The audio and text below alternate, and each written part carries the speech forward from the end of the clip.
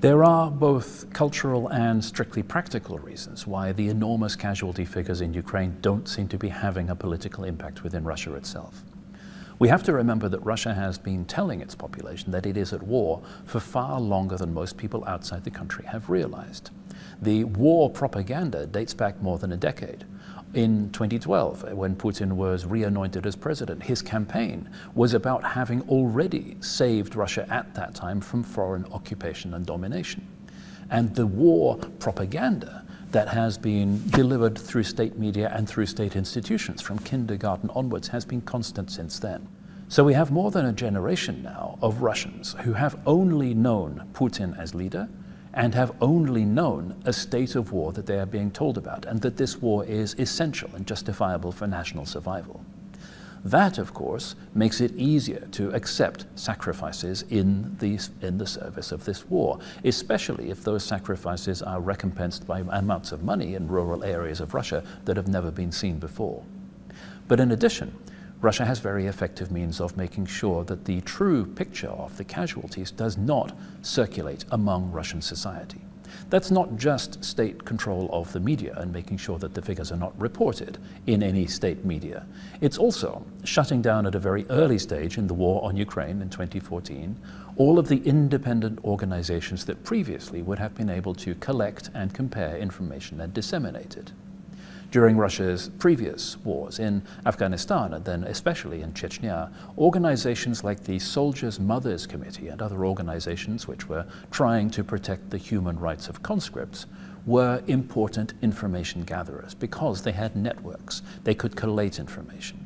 So they immediately were seen as a threat in 2014 and neutralized.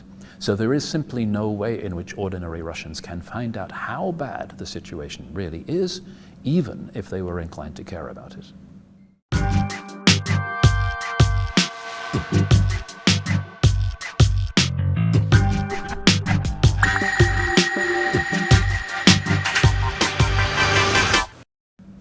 Whenever you look at cultural histories of Russia, particularly from people throughout the centuries who have visited Russia and commented on the society, on the culture, on the means by which ordinary Russians interact with each other, the facility at telling untruths comes through as a dominant feature. And those who are most inclined to make excuses for Russia point out that this was an essential precondition for survival for a significant number of the population in Russia throughout the centuries.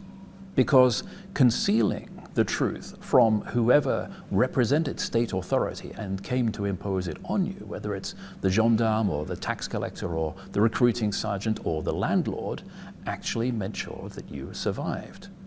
And so a society has grown up which is founded on deceit, and deceit permeates every aspect of interaction between ordinary individuals and the state. So it becomes far more second nature than in societies where the default option is to tell the truth. And to conceal the truth or to lie actively means you actually need to have a reason to do it. Doublethink, in particular, is a very useful skill under totalitarian regimes where what you can say and be seen to think visibly has to conform to a certain pattern, and your private thoughts have to be something entirely different. This fosters duplicity. And where duplicity becomes the default, of course, it is normal and natural that the people who rise to positions of power are those who are most practiced at it. It's also, of course, a demonstration of power. Whether it is within internal Russian settings or whether it is Russian leaders and political figures interacting with their counterparts from the outside world, if they are saying that something that is untrue, and they know that their audience knows that it is untrue, but their audience is powerless to do anything about it, it is a power play and a demonstration that they have got away with whatever it is they want to do.